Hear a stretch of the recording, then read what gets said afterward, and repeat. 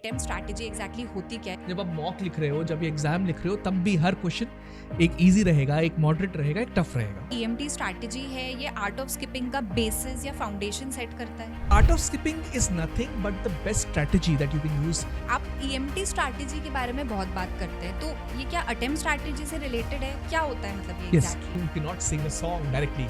मैं ये पता कैसे लगा सकती हूँ बिफोर द एग्जामिनेशन कि मेरी अटेम्प्ट स्ट्रैटेजी सही भी है कि नहीं? सो पेपर बहुत अच्छा जाने वाला है। किसी भी competitive exam, specially aptitude based exam such as IP MAT को क्रैक करने में सिर्फ पढ़ाई का रोल मेजर नहीं होता है। अब आप बोलोगे कि मैम ये आप कैसी बातें कर रहे हो? एकदम सही बात कर रही हूँ मैं। सुना होगा ना, कुछ बच्चे ऐसे बोलते हैं कि पढ़ाई तो बहुत करी थी, मेहनत तो बहुत करी थी, पर आज दिन नहीं था। तो इतनी पढ़ाई करने के बाद भी, इतनी मेहनत करने के बाद भी दिन क्यों नहीं था? There is a thing called exam temperament. ये एक बहुत फैंसी वर्ड है। सिंपली इसका मीनिंग है कि आपका स्टेट ऑफ माइंड क्या था एग्जाम वाले दिन पर। और इस स्टेट ऑफ माइंड का डायरेक्ट कोरिलेशन सिर्फ आपकी पढ़ाई से नहीं है, पर आपकी अटेम्प्ट स्ट्रैटेजी से भी है। अब ये अटेम्प्ट स्ट्रैटेजी एग्जैक्टली है क्या, और क्यों ये इतना बड़ा रोल प्ले करती है आपके एकेडमिक्स या पढ़ाई के अलावा भी, इस पर आज हम क्लैरिटी लेने वाले हैं राहुल सर के थ्रू। सर, मुझे सबसे पहले आप ये क्लियर करिए कि अटेम्प्ट स्ट्रैटेजी एग्जैक्टली होती क्या है, क्योंकि आई एम श्योर स्टूडेंट्स ने ये वर्ड नहीं सुना होगा। एंड क्या अगर मेरी स्ट्रैटेजी थोड़ी बहुत भी डिफरेंट डायरेक्शन में जा रही है as oppose to what it should be, कितना इम्पैक्ट डाल सकती है मेरे स्कोर पे? बहुत मेजर डिफरेंस ला सकती है। And attempt strategy is nothing but ideally उस दिन आप किस तरीके से एग्जाम लिखते हो। यू वुड हैव सीन कि हर किसी का एक तरीका अलग होता है, बट एप्टीट्यूड बेस्ड एग्जामिनेशंस में एक मेजर डिफरेंस क्रिएट कर देता है, क्योंकि वहाँ पे कंपटीशन मार्क दर मार्क है। सो अगर आप कोई ऐसी स्ट्रैटेजी चलते हो जिसपे लिखने से, the way you right an examination, you are performing better than someone else, then that can create a reasonable difference at the end. ठीक है। मैंने ना कुछ आपके वीडियोस में सुना है कि आप EMT स्ट्रैटेजी के बारे में बहुत बात करते हैं, तो ये क्या अटेम्प्ट स्ट्रैटेजी से रिलेटेड है? क्या होता है मतलब ये एग्जैक्टली? सो EMT स्ट्रैटेजी आपकी अटेम्प्ट स्ट्रैटेजी का बेसिस बनाती है। Okay, so what is EMT strategy? Easy, moderate, tough. हम स्टूडेंट्स से ये कहते हैं, खासकर in the subjects like quantitative aptitude and logical reasoning, आप EMT स्ट्रैटेजी का इस्तेमाल कर सकते हैं। And what is EMT? So for example, आपने एक कंसेप्ट पढ़ा that is related to time and work और परम्यूटेशन कॉम्बिनेशन या टाइम स्पीड डिस्टेंस और एनी अदर टॉपिक। आप यूजुअली उसके बाद क्या करोगे? उस कंसेप्ट की प्रैक्टिस करोगे, राइट? प्रैक्टिस मोड पे जब आप चले जाते हो तो बहुत बार ऐसा होता है कि एक क्वेश्चन आपसे बनता है, एक नहीं बनता है, एक के लिए आपको हेल्पिंग हैंड की जरूरत पड़ जाती है, राइट? सो वो जो क्वेश्चन है जो आपसे एक इजी अटेम्प्ट में बन जाता है is actually a easy question for you. आपके लिए वो आसान है, सबके लिए नहीं, आपके लिए। फिर वो क्वेश्चन जिसमें आप एक दो अटेम्प्ट के बाद आंसर तक पहुंच रहे हो, तो आज के टाइम पे वो एक मॉडरेट क्वेश्चन है। फिर वो क्वेश्चन जो कि आपसे नहीं बन पा रहा despite lot of hit and trials, फिर आप एक हेल्पिंग हैंड लोगे, आप मेंटर के पास जाओगे, या फिर आप वापस रिविजिट करोगे अपने स्टडी मटेरियल को या क्लास को, and then come back and then उसको कुछ तोड़ने की कोशिश करोगे, और फिर वो आपसे बनता है, तो उसे टफ क्वेश्चन कहा जाता है, राइट? एक्चुअली जब आप मॉक लिख रहे हो, जब ये एग्जाम लिख रहे हो, तब भी हर क्वेश्चन एक इजी रहेगा, एक मॉडरेट रहेगा, एक टफ रहेगा, जब आप प्रैक्टिस में कर रहे हो। सो अगर आपने प्रैक्टिस ही इस तरीके से करी, जब भी आप कोई क्वेश्चन कर रहे हो, ई बन हो जाएगा, तो आपका साइकोलॉजिकली आपका सबकॉन्शियस ब्रेन उस पॉइंट ऑफ टाइम पे ई खुद मार्क करना चालू कर देगा, एम करेगा, एंड फिर बाद में टफ करेगा।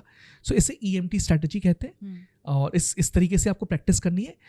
एक बहुत इंपॉर्टेंट चीज़ यहाँ पर नोटिसेबल है, जो मैंने अभी तक आपको नहीं बताई, वो ये है कि हर क्वेश्चन जो आज के टाइम ईजी है, या हर क्वेश्चन जो आज के टाइम मॉडरेट है, वो सेम नहीं रहने वाला आने वाले टाइम में। सो आपने बाद में बहुत प्रैक्टिस करने के बाद फिर से क्वेश्चंस उठाए, तो टफ क्वेश्चन आज के टाइम हो सकता है आपके लिए इजी बन गया हो। अच्छा। So that is going to be, there is always going to be reverse flow with the passage of time. सो ये आपको बताएगा कि आपकी कितनी प्रैक्टिस हो चुकी है। ये EMT स्ट्रेटेजी ये भी बताती है आपको कि आपकी कितनी प्रैक्टिस हो चुकी है। At a question that at one point of time was moderate for you is easy for you today.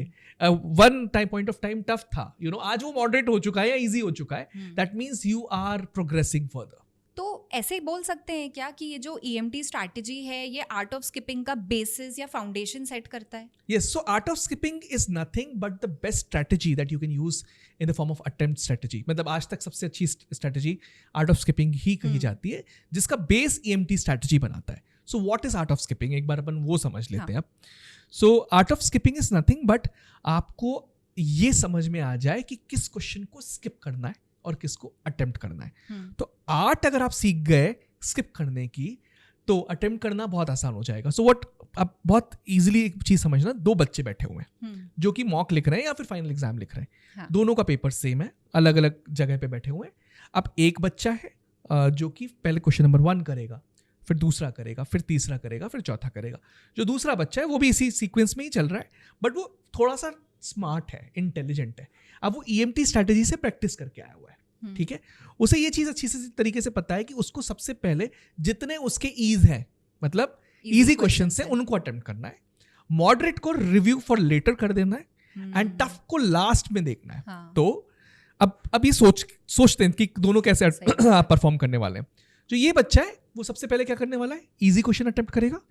अब मान लो क्वेश्चन नंबर 1 इजी है, राइट, और इधर भी इजी है, तो इसको 4 नंबर मिल गए, इसको 4 नंबर मिल गए. दोनों सेम कैलिबर के, अपन अज्यूम कर लेते हैं दोनों बच्चे सेम कैलिबर के. अब जो वो सेकंड क्वेश्चन पे आया, ये भी सेकंड क्वेश्चन पे आया. अब सेकंड क्वेश्चन मॉडरेट है, ये अज्यूम कर लेते हैं. सो ये वाला बच्चा उसको मार्क फॉर रिव्यू पे करके तुरंत पढ़ने के बाद, एक बार अटेम्प्ट करने के बाद छोड़ देगा. This fellow is going to try और एक और अटेम्प्ट देगा. इसका थोड़ा टाइम ज्यादा जा रहा है, ये थर्ड पे पहुंच चुका है, ये थर्ड पे अभी नहीं पहुंचा. अब थर्ड क्वेश्चन इजी है, ठीक है, मान लो फिर से, ठीक है, थर्ड क्वेश्चन, तो ये थर्ड क्वेश्चन इजी है, तो ये जल्दी से कर फिर फोर्थ पे पहुंच जाएगा. तो अब टाइम में उसको बीट कर रहा है, ये दिख रहा है अपने को. नॉट ओनली टाइम पे बीट कर रहा है, एक और इंपॉर्टेंट चीज पे बीट कर रहा है.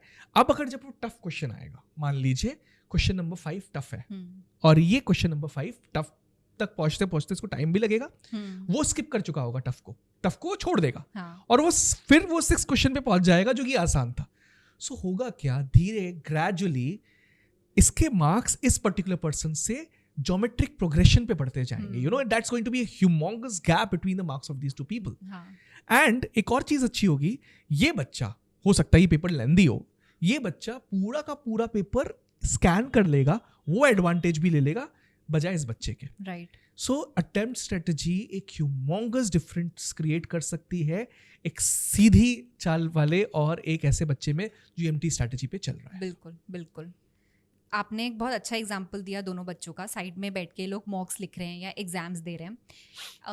एक टाइम का फैक्टर भी आता है सर. टाइम, जैसे आपने कहा कि इस बच्चे के पास एक ज़्यादा एडवांटेज हो गया है क्योंकि वो दिमाग से काम ले रहा है बेसिकली. बट कुछ स्टूडेंट्स के साथ मैंने ऐसा देखा है कि उनका जो टाइमर दिया रहता है ना, वो उनको एक टैंजेंट, मतलब एक अलग ही लेवल का टेंशन भी दे देता है. तो इस टेंशन को कैसे दूर कर सकते हैं? देखिए, you know, type A personalities काफ़ी सारे होते हैं जो उनको टाइमर दिक्कत देगा. यू नो, सीट से उठने के लिए वक्त, या कोई चीज़ एंशियस हो गया आप एग्जाम के टाइम पे, नर्वसनेस काफ़ी नेचुरल भी है. सो यू नो, ये पैसेज ऑफ टाइम के साथ ही जाएगी. So I would say write as many mocks as possible. तो होगा क्या, पहला मॉक आपको एंशियस कर सकता है जब आप टाइमर देख रहे हो, दूसरा मॉक कर सकता है 30, आप जैसे चौथे 5वें पे पहुंचेंगे, you will get acquainted with that particular timer. So आपका दिमाग जब उसकी हैबिट ले लेगा, ठीक है, तो पहले तेज बॉल फेंकी गई अगर बैट्समैन को, या दूसरी फेंकी गई या तीसरी फेंकी गई, तो तब फिर धीरे धीरे उसको आदत लग गई उस चीज की. इवेंचुअली वो घबराना बंद कर देगा पूरी तरीके से. सर, फिर से अटेम्प्ट स्ट्रैटेजी पे वापस आते हैं. मैं ये पता कैसे लगा सकती हूँ बिफोर द एग्जामिनेशन कि मेरी अटेम्प्ट स्ट्रैटेजी सही भी है कि नहीं है? ओके, सो अटेम्प्ट स्ट्रैटेजी सही है कि नहीं है, इसके लिए आपको यू नो बहुत ज़्यादा रियाज करना पड़ेगा. You know, you can not sing a song directly जब आप स्टेज पे चले गए. तो रियाज से मेरा मतलब ये है कि जब भी आप प्रैक्टिस कर रहे हो, यू नो, EMT बेसिस पे करो पहले, ठीक है, EMT बेसिस पे प्रैक्टिस करो. फिर जब मॉक लगा रहे हो तो आर्ट ऑफ स्किपिंग को बहुत अच्छी तरीके से यूज करो. And you would find that, you know, कि एक आदत और लत लग जाएगी. फिर हर दिमाग में क्वेश्चन जो आपके पास सामने आ रहा है, उसके उस पॉइंट ऑफ टाइम पे सीधा निकलेगा, ये तो ईजी है, निकाल लेते हैं. या फिर ये अभी मेरे से नहीं हो रहा, ये मॉडरेट है, इसको वो कर लेते हैं. तो जिस इंसान को ये प्रैक्टिस लगी हुई है, जो ये रियाज ढंग से किया हुआ है, वो बंदा इतने मॉक्स लिखने के बाद जब मेन पेपर में उतरेगा तो it would be just another mock for that particular person. और जब वो उस पर्टिकुलर उस स्टाइल से आर्ट ऑफ स्किपिंग को यूज करते हुए फाइनल एग्जामिनेशन देगा, अल्टीमेटली मतलब बहुत आगे निकल चुका होगा अपनी कंपटीशन से खुद ब खुद। सो एक बहुत अच्छी रियाज नीडेड है, 5-6 महीने नीडेड है, जो प्रैक्टिस भी आपको उस लिहाज से कराए EMT स्ट्रैटेजी से एंड आर्ट ऑफ स्किपिंग से आप मॉक्स लिखते हुए आ रहे हो। प्रैक्टिस बीइंग द कीवर्ड, है ना? Being the keyword. तो एग्जाम वाले दिन पर आर्ट ऑफ स्किपिंग के अलावा या EMT के अलावा ऐसे कौन सी चीज़ें हैं जो स्टूडेंट्स को कंसिडरेट होना चाहिए? ठीक है, तो मैं हमेशा जब भी आप कंपटीशन की बात करते हो, जहाँ पर कंपटीशन है वहाँ पर एक एग्जांपल ऐसा लूँगा जो कि दोनों सेम लेवल के कैलिबर के बंदे हैं और कौन सी चीज़ ज़्यादा परेशान कर सकती है। तो देखो, अटेम्प्ट स्ट्रेटजी आपकी अच्छी है, टाइमर से आप अब बाहर आ गए, 2 चीज़ें परेशान कर रही थी आपको। एक और फैक्टर है, काफ़ी सारे स्टूडेंट्स बहुत एंशियस हो जाते हैं। हाँ, वो तो है। एक बार सोच के देखना, 2 बच्चे बैठे हुए हैं, एक बच्चा जो काम कंपोज्ड होके पेपर लिख रहा है versus someone who is not writing it. तो मैं हमेशा कहूँगा कि you must be really very very calm on the day of the examination. It's just another day. अगर ये थॉट देके गए सो पेपर बहुत अच्छा जाने वाला है। सो एक बार सोच के देखना, जब आपकी फ्रीक्वेंसीज नॉर्मल सेल्फ में होती हैं, आपसे कोई काम करने को बोले तो आप बहुत अच्छा करोगे, वर्सेस जब आप एंशियस हो या गुस्से में हो या नाराज हो या जेलस हो या व्हाटएवर, आई मीन वो जो भी मूड ऑफ आप में हो, तो आप you have to be in a positive state of mind. वो तभी हो सकता है जब आप काम एंड कंपोज्ड हो, आप एंशियस ना हो। सो मेक श्योर कि वैसे आप मॉक्स लिखेंगे बहुत सारे, तो वो ऑटोमेटिकली कर देते हैं आपको काम, लेकिन मैं एक सजेशन ज़रूर दूंगा स्टूडेंट्स को, उस एग्ज़ाम डे को सिर्फ अनदर डे समझें। जितने स्टूडेंट्स ये चीज़ समझते हैं और ये सोचते हैं कि यार it's nothing but just another day, for me उनके पेपर्स अमूमन अच्छे जाते हैं। राइट। इस पॉडकास्ट की शुरुआत में मैंने एक टर्म बोला था, exam temperament, and I said कि एक बहुत ही फैंसी वर्ड है, सिंपली इसका मतलब है स्टेट ऑफ माइंड क्या है आपका एग्जाम वाले दिन पर। सो आई होप इस पॉडकास्ट के थ्रू आपको ये समझ में आया हो कि अटेम्प्ट स्ट्रैटेजी कितना इंपॉर्टेंस रख रही है apart from your academics as well. That does not just include what you have studied but how you have studied and how are you planning to attempt your paper. I hope आपको ये पूरे concepts बहुत अच्छे से clear हो गई हो and आपको किस तरीके से अपनी अटेम्प्ट स्ट्रैटेजी बनानी चाहिए ऑन एन इंडिविजुअल लेवल, ये जानने के लिए आप प्लीज कमेंट सेक्शन का यूज करिए and our team will tell you exactly कि क्वांट्स के लिए, LR के लिए एज वेल एज VA के लिए किस तरीके से आपको अपनी इंडिविजुअल अटेम्प्ट स्ट्रैटेजीज बनानी चाहिए। Thank you everyone for watching this video.